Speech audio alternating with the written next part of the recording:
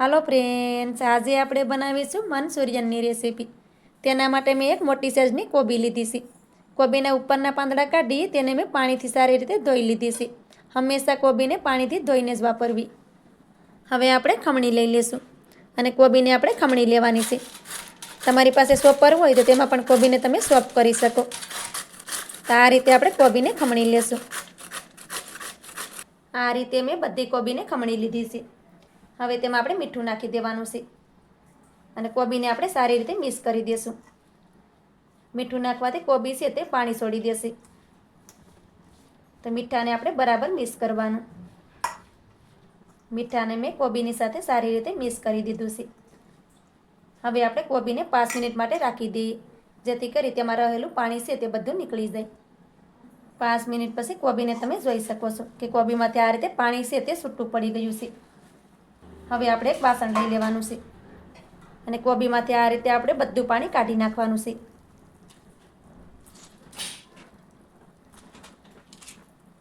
તો આ રીતે તમે જોઈ શકો છો કે કોબીમાંથી બધું પાણી નીકળી જાય છે.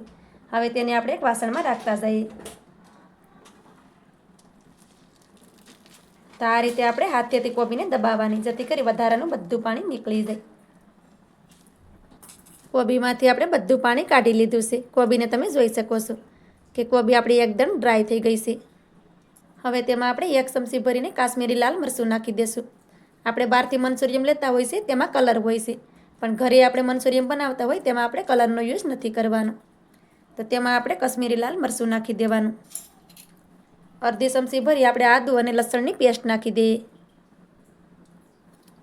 થોડાક આપણે લીલા મરચાંના ટુકડા નાખી દઈએ. થોડોક આપણે મરીનો પાવડર નાખી દઈએ. તમારે આમાં ગાજર કેપ્સિકમ મરચું નાખવું હોય તો પણ નાખી શકો. હવે આપણે બધી વસ્તુને સારી રીતે મિક્સ કરી દઈએ. મીઠું આપણે પહેલાં કોબીમાં નાખ્યું હતું એટલે અત્યારે નહીં નાખવાનું, નકર મંચુરિયન છે તે ખારું થઈ જશે. આમાં તમારે ગાજર અથવા તો કેપ્સિકમ મરચું નાખવું હોય તો પણ નાખી શકાય. બધી વસ્તુને આપણે સારી રીતે મિક્સ કરી દીધી છે. હવે આપણે તેમાં 3 ચમચી ભરી અને ચોખાનો લોટ નાખીશું. આમાં આપણે મેંદાનો ઉપયોગ નથી કરવાનો. આપણે બહારથી મંચુરિયન લેતા હોય તેમાં મેંદો હોય છે, પણ આપણે ઘરે બનાવતા હોય તો આ રીતે ચોખાનો લોટ નાખવાનો, જેથી કરી આ મંચુરિયન હેલ્ધી બને. 3 ચમચી ભરી આપણે કોર્નફ્લોર નાખી દઈશું.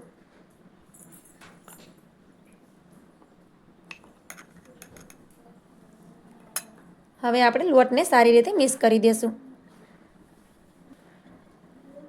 આ રીતે મિક્સ કરતાં તમને જરૂર લાગે તો તમે 1 ચમચી લોટ વધારે નાખી શકો. આ રીતે આપણે બધી વસ્તુને સારી રીતે મિક્સ કરી દીધી છે. આ રીતે થોડુંક બેટર હાથમાં લઈ તેને જોઈ લેવાનું. તો તમે જોઈ શકો છો કે બેટર આપણું સારી રીતે બ્રાઇન્ડ થઈ જાય છે. તમને જરૂર લાગે તો 1 ચમચી તેમાં ચોખાનો લોટ તમે નાખી શકો. મંચુરિયનમાં આપણે કોબીનું પ્રમાણ વધારે રાખવાનું છે અને લોટનું પ્રમાણ ઓછું રાખવાનું છે. આ રીતે આપણે બેટર બની અને રેડી થઈ ગયું છે. હવે તેમાંથી આપણે મંચુરિયન બોલ્સ બનાવી લઈએ. તો આ રીતે થોડું થોડું બેટર આપણે હાથમાં લેવાનું, પછી તેમાંથી આપણે મંચુરિયન બોલ્સ બનાવી અને રેડી કરી લેવાના. તો આ રીતે તમે જોઈ શકો છો કે આપણે એક મંચુરિયન બોલ્સ બનાવી અને રેડી કરી લીધો છે. મંચુરિયન બોલ્સને તમે તમારા પ્રમાણે નાના કે મોટા પણ કરી શકો છો.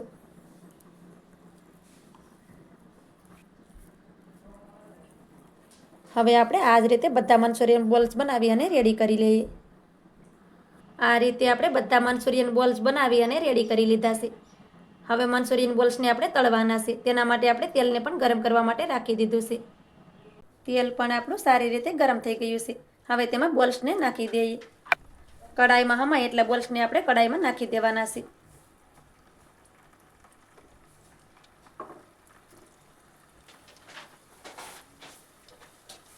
તો આ રીતે આપણે 7 બોલ્સને કડાઈમાં નાખી દીધા છે. હવે થોડી વાર માટે તેને એક સાઈડમાં સડવા દઈએ. થોડી વાર થાય એટલે બોલ્સને આપણે પલટાવી દેવાના.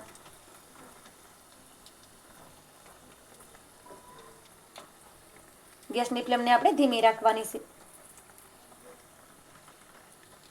આપણે તેને ધીમા ગેસ ઉપર તળશું તો બોલ્સ છે તે અંદર સુધી સારી રીતે સડી જશે. તો બોલ્સને આપણે બંને સાઈડમાં ફેરવતા જઈએ અને ધીમા ગેસ ઉપર તેને તળી લઈએ, જેથી કરી બોલ્સ આપણે અંદર સુધી સારી રીતે સડી જાય. મંચુરિયન બોલ્સને આપણે ધીમા ગેસ ઉપર જ બંને સાઈડમાં ફેરવતા ગયા છે અને તળી લીધા છે. મંચુરિયન બોલ્સ પણ તમે જોઈ શકો છો કે ઉપરથી એકદમ ક્રિસ્પી થઈ ગયા છે. હવે તેને કાઢી લઈએ. તો બધા બોલ્સને આ રીતે ઝારામાં લઈ લેવાના, જેથી કરી વધારાનું બધું તેલ નીકળી જાય. તો આ રીતે મંચુરિયન બોલ્સને તમે જોઈ શકો છો કે ઉપરથી તે એકદમ ક્રિસ્પી થઈ ગયા છે અને તેમાં તેલ તો બિલકુલ પણ નથી રહેતું. હવે તેને આપણે એક જાળીમાં કાઢી લેશું. આ રીતે કોઈ પણ કાણાવાળું વાસણ હોય તેમાં તેને કાઢી લેવાના. હવે આપણે આ જ રીતે બીજા મંચુરિયનના બોલ્સ છે તેને પણ તળીને રેડી કરી લેશું. આ રીતે આપણે બધા મંચુરિયન બોલ્સ તળી અને રેડી કરી લીધા છે. હવે તેને આપણે સાઈડ પર રાખી દઈએ અને મંચુરિયન બનાવવા માટે આપણે સોસ બનાવી લઈએ.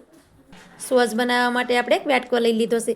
હવે તેમાં આપણે 1 ચમચી ભરી અને સોયા સોસ નાખી દઈએ. આ રીતના પેકેટમાં સોસ છે તે 20 થી 25 રૂપિયામાં મળતો હોય છે. હવે તેમાં આપણે 1 ચમચી ભરીને રેડ ચીલી સોસ નાખી દઈએ. હવે તેમાં આપણે 2 ચમચી ભરીને ટમેટાનો સોસ નાખી દઈએ.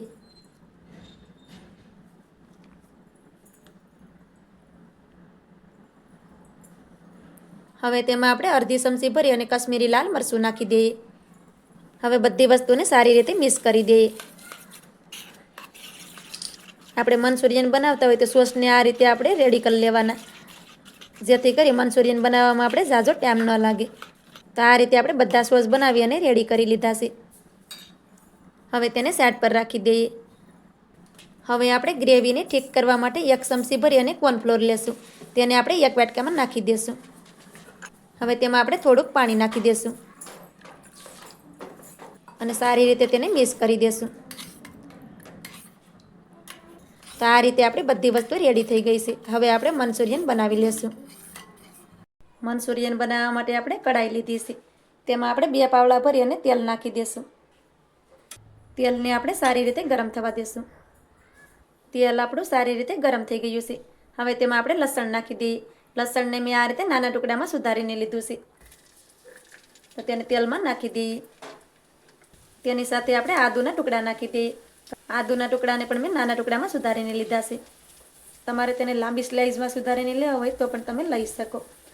હવે આપણે લસણ અને આદુને સારી રીતે સાતળી લેશું. ગેસની ફ્લેમને ધીમી રાખવાની, જેથી કરી લસણ આપણું બળે નહીં. તો આદુ અને લસણ આપણે સારી રીતે સતળાઈ ગયા છે. હવે તેમાં આપણે થોડાક તીખા મરચાંના ટુકડા નાખી દઈએ. તીખું તમે તમારા પ્રમાણે વધારે કે ઓછું પણ કરી શકો. તેને પણ આપણે સારી રીતે સાતળી લઈએ. મરચાંના ટુકડા પણ સારી રીતે સતળાઈ ગયા છે. હવે તેમાં આપણે નાની કટ કરેલી ડુંગળી નાખી દઈશું. ડુંગળીને પણ આપણે સારી રીતે સાતળી લઈએ. ડુંગળી પણ આપણી સારી રીતે સતળાઈ ગઈ છે. હવે તેમાં આપણે લીલી ડુંગળી નાખી દઈશું.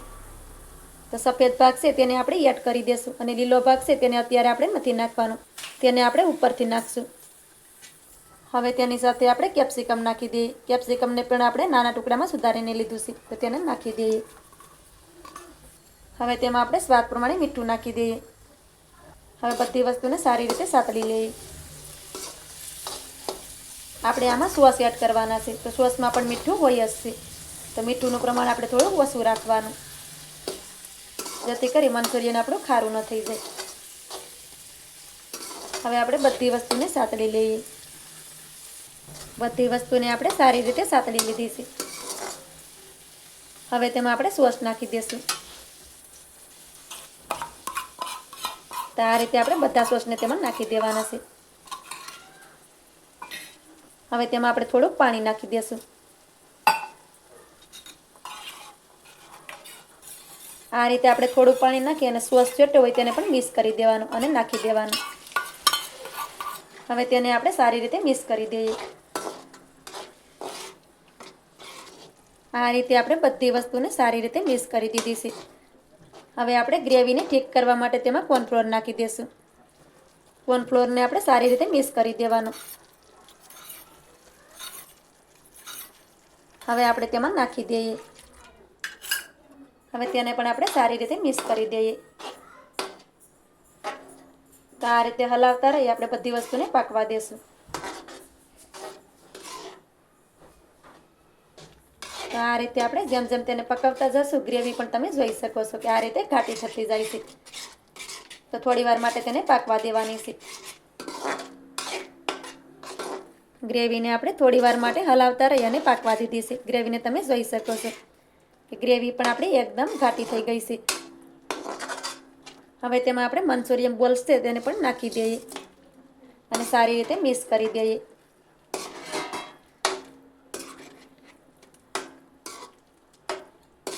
તો આ રીતે આપણે મંચુરિયન બોલ્સને સારી રીતે મિક્સ કરી દેવાના છે. આ રીતે તમે મંચુરિયન ઘરે બનાવશો તો બહારનું મંચુરિયન ખાવાનું ભૂલી જશો, એટલું ટેસ્ટી બને છે. અને આપણે ઘરે બનાવીએ છીએ તો તે ઓછા ખર્ચામાં બની અને રેડી થઈ જાય છે. તો આ રીતે તમે જોઈ શકો છો કે મંચુરિયનને મેં સારી રીતે મિક્સ કરી દીધું છે. તો આ રીતે મંચુરિયન બોલ્સને તમે જોઈ શકો છો કે મંચુરિયન બોલ્સ છે તે ગ્રેવીથી સારી રીતે કોટ થઈ ગયા છે. તો આપણું એકદમ ડ્રાય મંચુરિયન બની અને રેડી થઈ ગયું છે. આ રીતે એકવાર મંચુરિયન તમે પણ ઘરે ચોક્કસથી બનાવજો. આ મંચુરિયન છે તે ઓછા ખર્ચામાં બની અને રેડી થઈ જાય છે.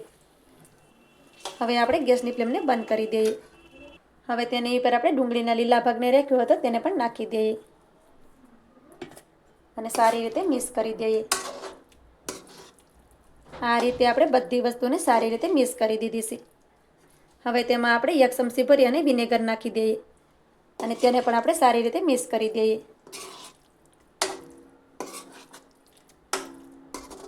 વિનેગર નાખવાથી મંચુરિયન છે તે ખાવામાં ટેસ્ટી લાગે છે. તેને આપણે સફેદ સિરકા પણ કહેતા હોય છે.